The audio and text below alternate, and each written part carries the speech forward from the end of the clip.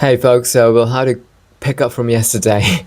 So my battery ran out when I was talking for the first 17 minutes. It's just nothing, it's just silence. And that was the most important bit that I want to actually talk about. What exactly is our content strategy? There are three pillars, so I'm going to get right into it. But before I do, there was this one other thing that got cut out, just as I was going into those content pillars, which was why are we doing it, right? So obviously I spoke about the first part, which is I don't want to build an inorganic growth engine. I want to grow purely on the base of content. I don't want to build on top of other platforms, especially platforms whose philosophy, whose user experience, whose approaches to design I fundamentally oppose. Right, so that's a principled stance, but then there's a more pragmatic stance, which is that storytelling is the most essential, well, the second most essential. I'm not sure. I still haven't figured out the ranking, but the most essential thing that we'll need to get really good at to actualize our mission, because I'm pretty damn sure that we'll build the best products, right? Best ecosystems, everything. I know to sound arrogant, but this is an area where I spent so many hours, right? Like I spend more time on product than anything else. That's all I think about, and so I'm not worried about us being left behind on the product side, and we'll keep innovating. I've got loads of things on the pike, so all of that will be happening. The thing I'm less sure about is even if we build the best products, build the best ecosystem, because the markets are super saturated, people's attentions are stretched thin, right? Like you need to be really good to reach enough people for your thing to matter. And so that's a big challenge for us that we need to figure out. And how do you solve that challenge? You can do that organically. You can do that through, various means, or you can build a really good storytelling engine, right? And let that do the thing. Build organically, tell stories to the world, share stories with the world, and let people understand what you're building and become a part of your mission, right? Become your evangelist, essentially, because your mission is so compelling. And the way you're approaching them, what you're building is just so bloody fun and compelling and resonant that they can't help but want to be a part of it, right? In all sorts of ways, not just as users, but even as evangelists, even as community members. So that's a broad through line for the second reason why we are content and storytelling. I don't like the word content, but storytelling has become like my main focus over the last couple of months, and it's going to become increasingly a greater and greater focus of mine. So I want to keep it short. Yes, it was like 40 minutes. Oh God. I want to talk about the three pillars of content. So the first pillar is these short videos where these ideas floating in the head, ideas that I want to share with the world that I think people should start thinking about, people should start engaging with. These are ideas. These are like, ideas in the space of, could be converging ideas, right, in different spaces that I've been thinking about that are obviously LNT themed, LNT coded, and I feel that you can make really good videos on these ideas, on these themes, on these questions that I've been floating about. And these videos are going to be educational, informative. That's video type one. It's going to be shortish videos around 5 to 15 minutes, narrated by someone in a really engaging way. Could be me. I'm probably not the right person, seeing how boring I am, but someone from the team narrating that and incorporating nice visual effects and just ideas that we want to share with the world that educate people, get people thinking. So that's type one, right? Mostly educational, mostly about sharing ideas, basically.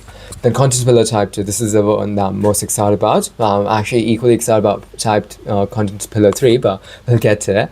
Actually, I don't know which one I'm more excited about, 2 or 3. But okay, so content type 2 are these short, well, not just short, but sci-fi films, right? So we're creating a universe. I've been working on this. This is just so exciting. I can't tell you. It was... always been a sci-fi nerd, right? Like I'm a big fan, big believer in the medium of movies, cinema, and what it can do, right? What it can make you feel, what it can make you think. In fact, this very thing, I was speaking about this yesterday, the way I got into this was the ideas that movies have inspired me to think about that I hadn't really thought about previous to that. Because there's only so many books that you can read, and while you would want to read more books, again, you've got natural limits. So there are these ideas which, which are probably better delivered through a movie, right? So different ideas are best delivered through their own optimal media.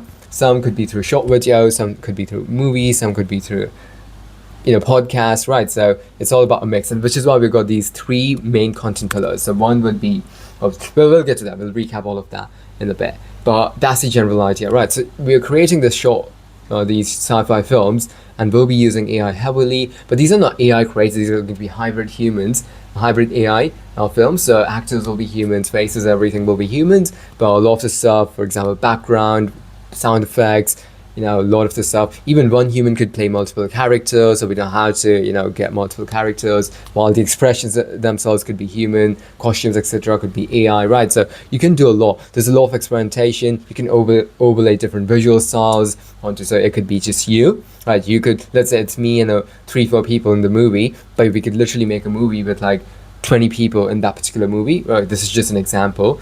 And we could overlay one of my favorite scenes from visually from a movie is this.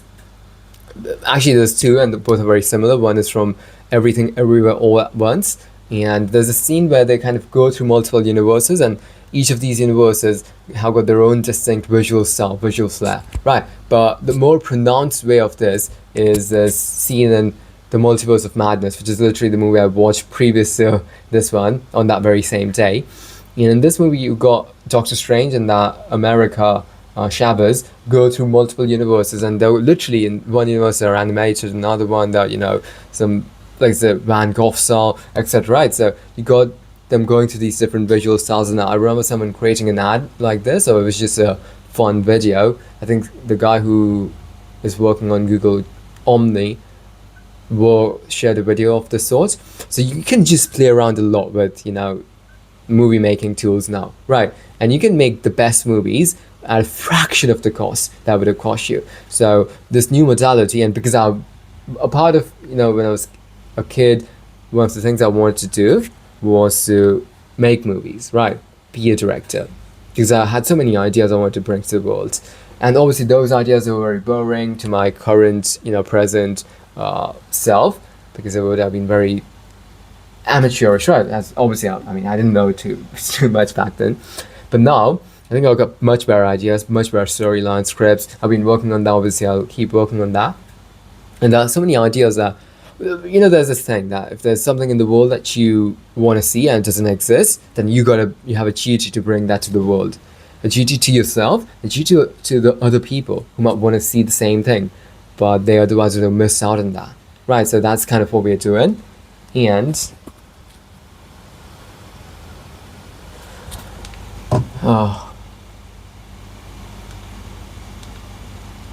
Okay, and so we're going to create a cinematic universe, right? So, and we're going to be, this sci-fi series. The reason we are doing sci-fi instead of romantic, or you could do other genres. So sci-fi is the best fit for me. I just am a big sci-fi fan, books, movies, and you can provoke people, right? You can provoke deep thoughts, deep reflection into people, force them to ask some hard questions. This is the best medium to do that. And it's a very artistic medium too. It's not, we'll get to the third, which is podcasts, and podcasts can do that too to some degree. Podcasts are more clinical, more sterile in that way, right?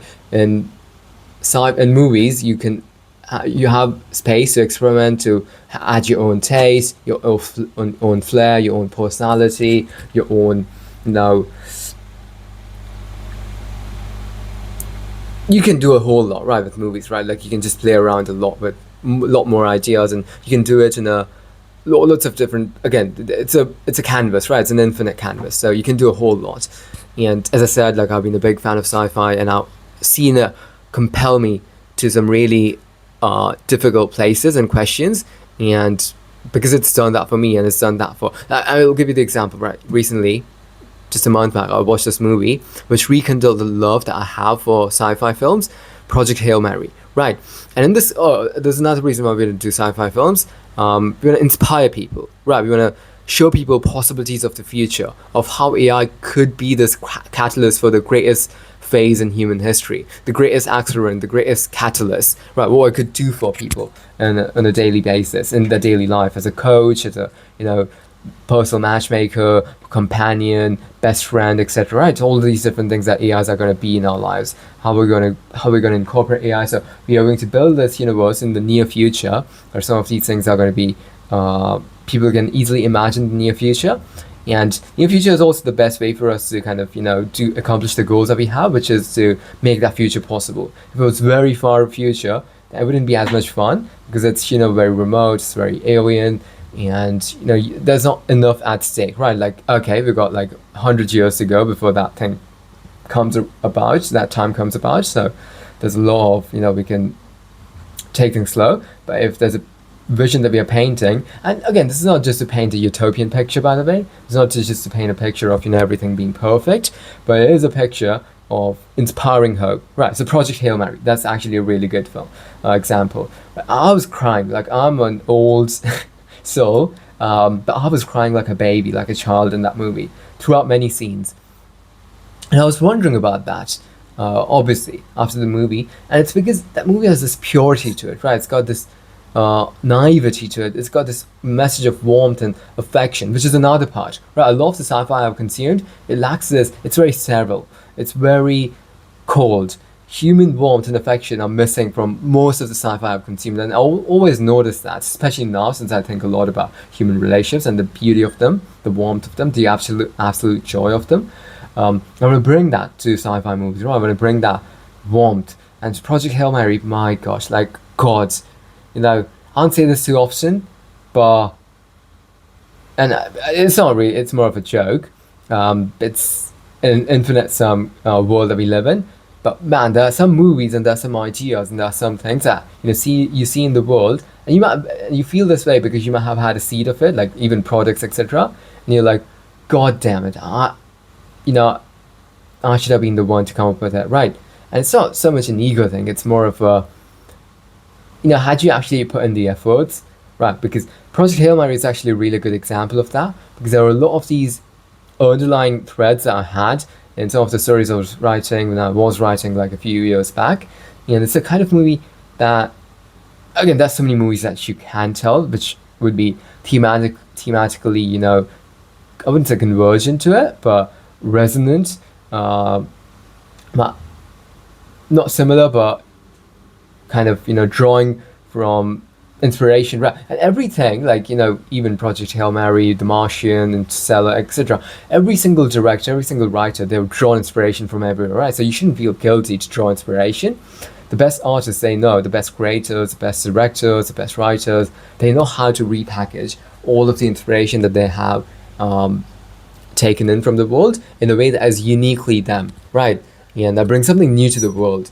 And you can obviously layer new ideas on top of it. So that's the idea, that's the beauty of it.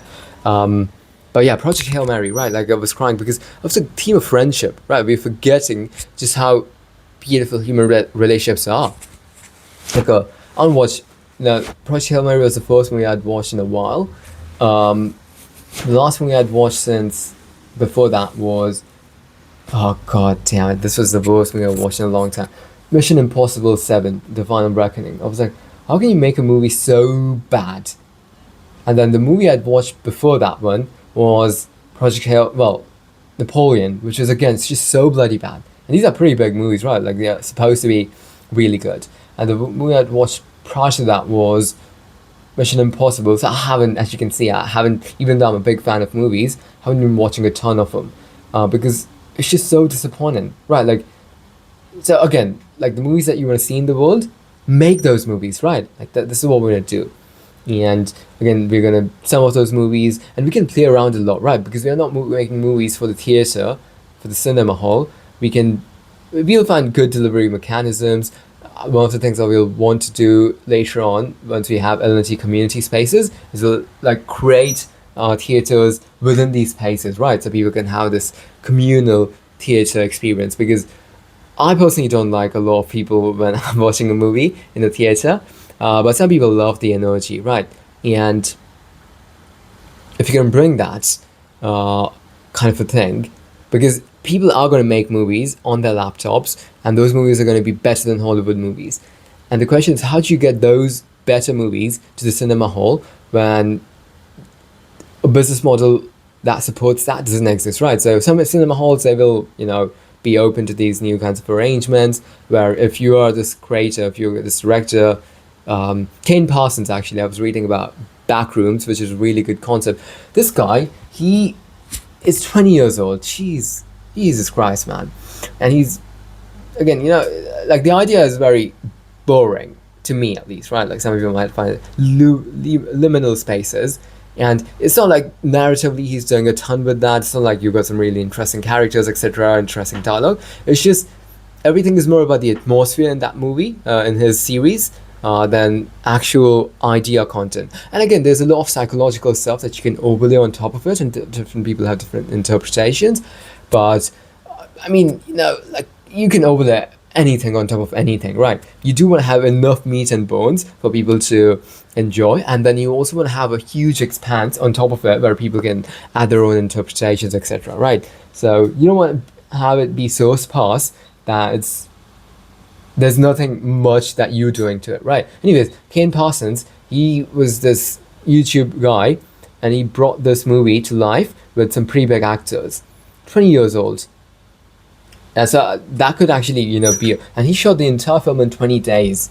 So I think that could, be an indicator of where filmmaking is going. Was that movie didn't have any AI, but with AI you could literally make a movie in literally days for 10,000 with human actors, and that movie could have a better earning potential than many mid-tier Hollywood movies. And so the cinema halls will want to find a way to bring those movies to, their place of business. So I'm sure that there will be ways that these things will happen, and eventually some of our movies hopefully will also be seen in cinema halls. But until such time, we'll still have ways to distribute our movies through our own community spaces, through other means, obviously through YouTube, through our website, etc. But the broader point is, like, some of these will be 30-minute video, 15-minute films. Some of these could be 2 hour long, some will be mini-series unto themselves. We'll have recurring characters, we'll have main cast of characters, obviously all of those sort of things. We'll have a lot of inspiration. Star Trek is like my big thing, right? Like I'm a big Trekkie, so we'll incorporate a lot of those sort of things. I won't talk about, the broad ideas I'm going to talk about, I'm going to, bring to the fore, but that's the general idea with our sci-fi series, sci-fi movie universe, and that's what our main content pillar, right? So we're gonna do this because I want to do it. I just love the idea. But secondly, it's also, I wouldn't be doing it if it wasn't for LNT, right? Like, if LNT wasn't a thing, then I would be working on products. Products are my main thing, right? I want to bring new experiences, and sure, movies are an experience too. But my main thing in life is to bring tangible things to the world, and then over time, obviously, as you expand your capabilities, as you expand your taste, as you expand your will to power, as you expand your, things that surface area of things you can do, then you want to do more, right? So right now I'm in the stage where I wouldn't be content with just doing products. Like I'm gonna still, we got a really exciting product roadmap. I'll tell you more about it. Like we added this LNT trips and LNT community spaces and LNT activities and experiences, lots of exciting stuff on the pipe that we'll talk about later. But the broader point is, I would not be content with just doing, content, right? Like it's not my main thing. Now it's become a main adjacent thing, because products, it's almost like on autopilot. If I want to work on the products, I want to work on the future. If I want to work on the technologies, I want to work in the future. If I want to invent the technologies, I want to invent in the near future and the far future. I need to build an engine where my companies and the products grow massively. And the way to do that, right, the bottleneck isn't good products. Products can be built pretty easily. It's good storytelling. It's connecting to my users and making them feel the passion that I feel for connection, making them feel the sharing, because the idealism that I have, a lot of people have that. I want to find those people. I want to speak to those people. And I'm using content as a way to reach those people. So that's the general idea. Why am I holding it like a monkey? Because I'm a monkey, I guess. I am a monkey. Yeah. Okay. So, yeah, that's the general idea. But the other reason I'm doing it is distribution engine, right? So I'm not doing it just for because I want to see these movies and ideas in the world. I want to share some stories. I want to bring things out from my own soul, but because this would be like a really good distribution engine, right? Some of these movies, some of these, because a lot of these will be standalone. They can be looked on as they can be watched as standalone. Some of these could actually get a ton of views, right? So I'll give some examples. So Kane Parsons, I was on his YouTube channel the other day, and he's got like a lot of views on his really boring videos. And boring to me, but I'm sure that a lot of takers. I mean, I consider Mr. Beast extremely boring, but he gets like hundreds of millions of views. So one man's slop is another man's treasure, right? As I say. So yeah, that.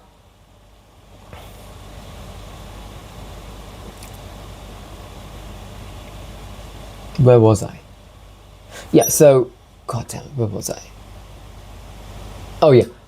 So yeah, his boring videos have got millions of views. So if you make really good videos, really good movies, some of those could get like a few million views, right, within a few months. Literally, like that's not even a big deal. And we could repurpose some of them to make them shorter. Another example I can think of is this guy who directed this movie Obsession. I think his name is Curry Baker. Another great example for YouTuber who hit the mainstream cinema, mainstream thingy, right? And he went from comedy movies to horror. It seems to be a pretty common, career path because in both comedy and horror, you're trying to shock the person, right?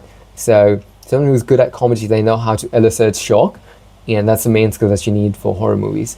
So yeah, we've seen a few of those examples. Anyway, so Curry Barker, I watched this movie a while back, The Chair, and I was on his channel the other day looking at his body of work, and The Chair is literally the most watched video on his channel, which is ostensibly a comedy channel. And The Chair is most definitely not a comedy movie, right? It's this, I don't know how to describe it. It's like horror, but psychological horror. Actually, that's, yeah, psychological horror. I love those kinds of movies.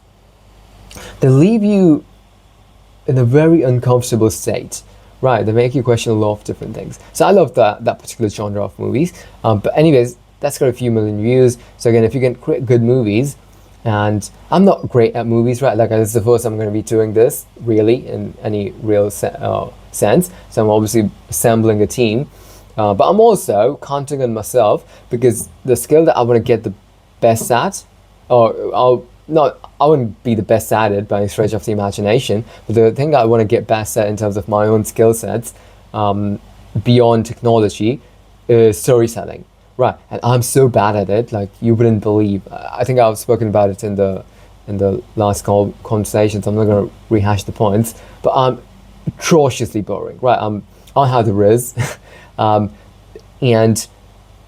I do have the ingredients, right? The ingredients of good taste. Well, because the movies that I've liked, I can kind of, and because I also have written a few scripts and stuff, and because I have a lot of interest in doing those sort of things, I think I do a reasonably good job. And over time, I'm going to get better, especially because this is a priority skill for me. Like the thing I want to get the best at, of all the things I want to get good at, is storytelling, right? Which includes obviously movie making, script writing,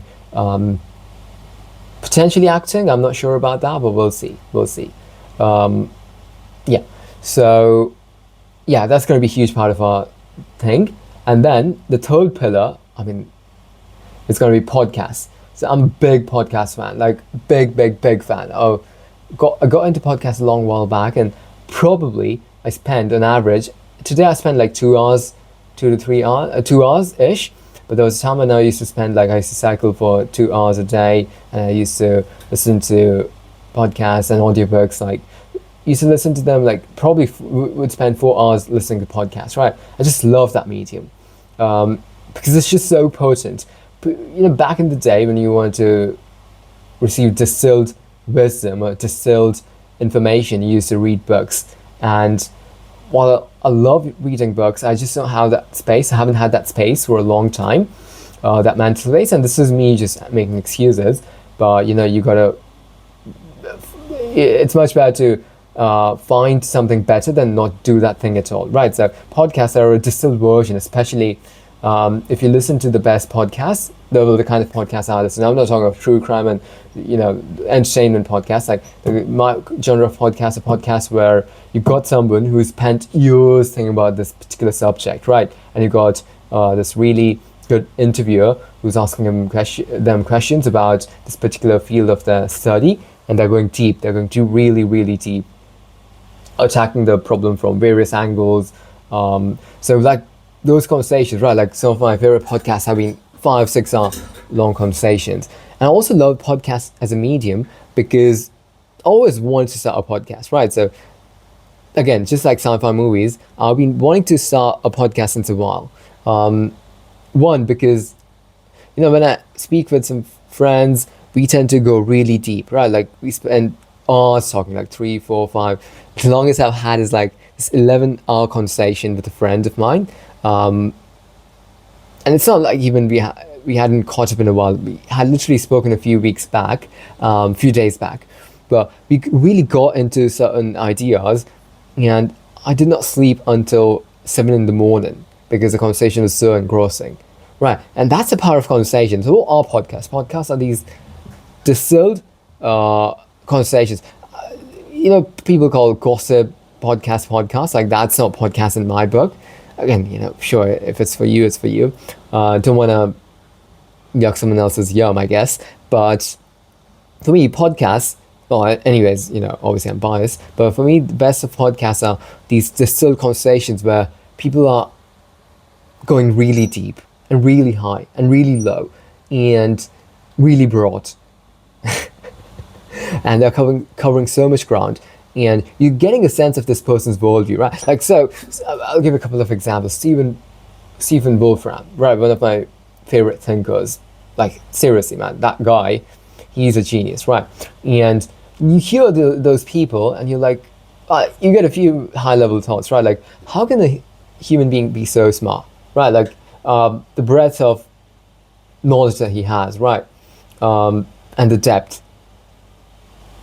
So that is just the first impulse is pure admiration, and then you are captivated by the beauty of the mind, right? Because you're getting a real glimpse into the mind. Another example, I've been a big fan of Sean Carroll, Mindscape, Lex Friedman, Dwarkesh Patel. He's really good at this, and Dwarkesh Patel. Dwarkesh Patel is good for another reason, especially resonant with what we want to do. So we want to bring on people who thought deeply about subjects. They might not have notoriety. They might not have. They might not be famous. They might not be iconic. They might not be like a Sean Carroll. They might not be like a Stephen Wolfram. They might not be famous. But these are academics or thinkers or even doers who thought deeply about some subject, and we want to bring those people on. And we're going to have conversations with those people, and share those ideas with the world, right? Get people thinking.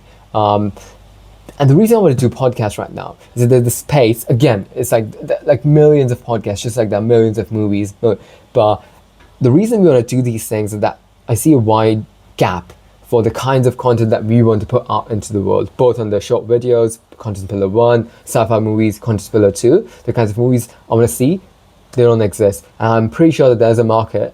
Not really a financial market per se, but there are enough people who would want to watch those movies. And same with podcasts. Like the podcasts I'm referring to are podcasts which kind of look at this present moment in time, help us grapple with the bigger questions that we need to start grappling with. Right, the nature of work, the nature of creativity with AI, with implications of AGI across various domains in our own lives, how to design products with human AI interaction, how to design products with AI holistically in a wholesome way, so that the possible detrimental effects of AI are not only minimized but even completely outright removed. Right, so lots of questions that I want to, and lots of discussions, less than answers, because I don't think of this in terms of answers.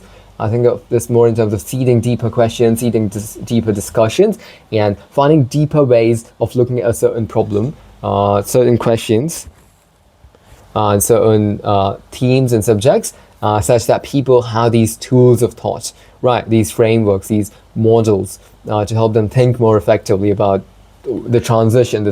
We are undergoing the greatest transition that not only our generation is ever going to face, but any generation in human history, right? AGI, ASI, like transition is like I cannot overstate just the absolute magnitude of this. And we got to be prepared. And the way to be prepared is asking ourselves the right questions, having the right models to think about, having the right toolkits to think about, and borrowing the distilled wisdom of people who thought very deeply, right? Because there are a lot of arrogant people who think that they've got the answers, and good luck to them. But we have taken this very humble stance that there are these product decisions, ecosystem decisions, and broader decisions that we will be making as a company, and hopefully will be a consequential company. And we want to understand some of those, deepen our own nuance and our own model of those questions compared to our current understanding, so we can build products for longer term flourishing. We can build ecosystems, we can build experiences and stories for the longer term flourishing of our species and individuals.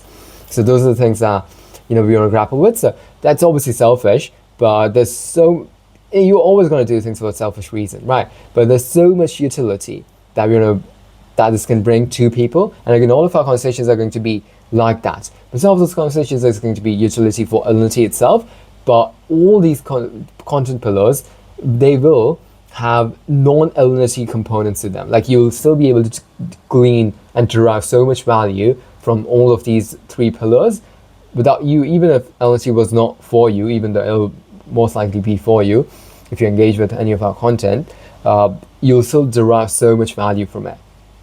That's also one of the benchmarks that we want to set, right? Like, it's accretive, it moves you, it makes you think deeply, it makes you feel deeply, it shifts you. We also want to shift culture, right? So this is a huge part of, I forgot to mention, this is a big part of my discussion. So we see culture going in negative directions, with many dystopian negative directions I could talk about. We are being hijacked by these algorithms, by these social media platforms, and with AI it could become much, much worse, right? And then there's, on the dating landscape, on the social connection landscape, there's commodification of humans are seeing as, there's transactionalism seeping in, there's objectification, there's just so many issues, right, that we could talk about. And we're going to move society to a better place.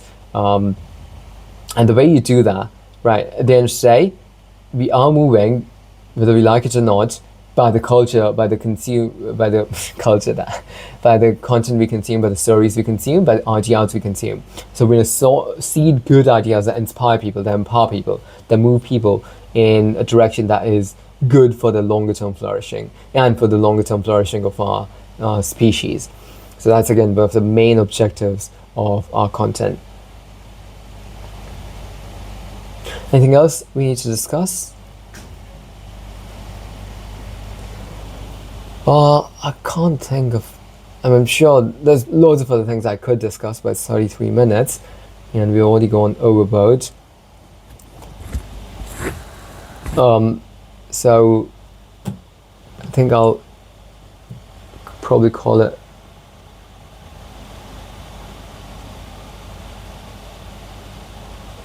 for tonight. Let me think. Yeah, so that should be it for now. I think we've covered pretty good ground. So yeah, just to recap, we've got these three content pillars. One, short videos where we share some ideas and seed some ideas into the world. I'll share more on this. This is the one which is more par for the fair, and it's something that I'm excited by, because I want to see, and again, there's a lot of things that you can do. But the second and the third pillars, the sci-fi movies and the podcast, this is where things are going to be so exciting. And do I have anything else? No, that's it. Now, thanks for the time. I'll catch you all later. Take care.